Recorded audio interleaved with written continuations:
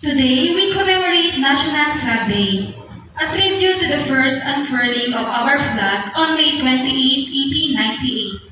It stands as a symbol of our freedom, unity, and the courage of those who fought for our independence. Let us honor it with pride and respect. With us this morning are our company executives, the General Manager of Festival Mall, employees of FSI, PPMI, and FTC, our valued third-party personnel, and the Vice President and Group Head of Philippine Security and Safety Department, Admiral Romel Anthony S.D. Reyes. Once again, welcome to our flag raising ceremony in celebration of National Flag Day. The ceremony will now begin.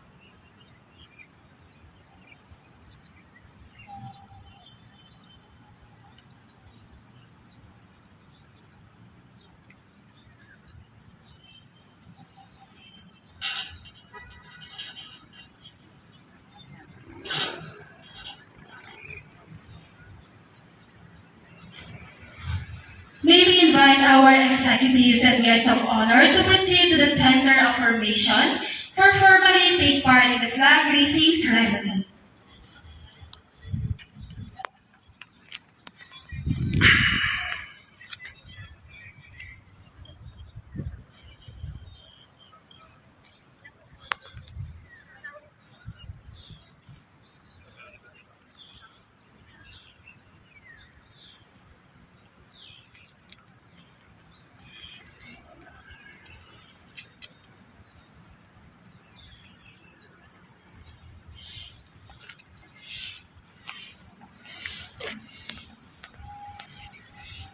We now call on Ms. Diana Agustin to lead us in singing the Philippine National Anthem.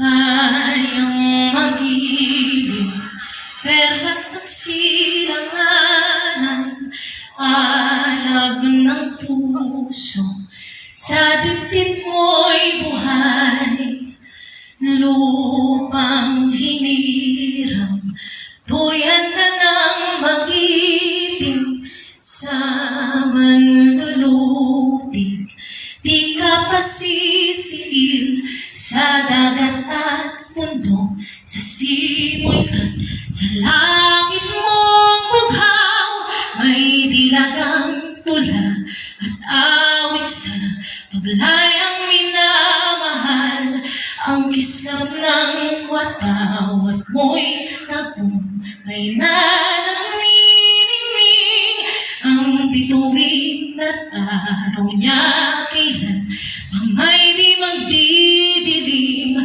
lupa ng araw ng luwal, hatid pagsinta, buhay langit sa piling mo, aming ligaya na pag-may mang-aapi ang mamatay ng dahil sa'yo.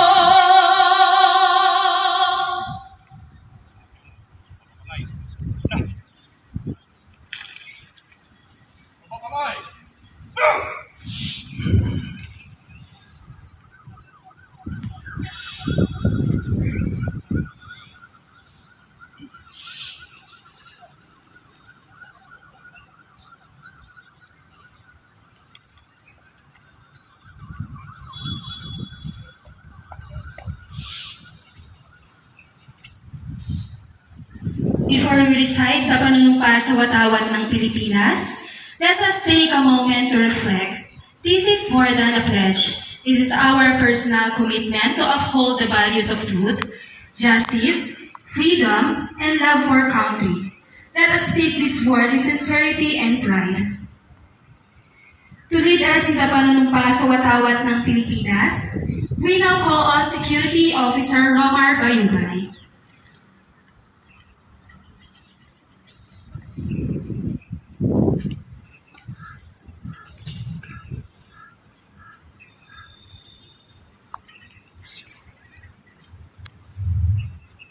Ladies and gentlemen, please raise your hand and repeat after me.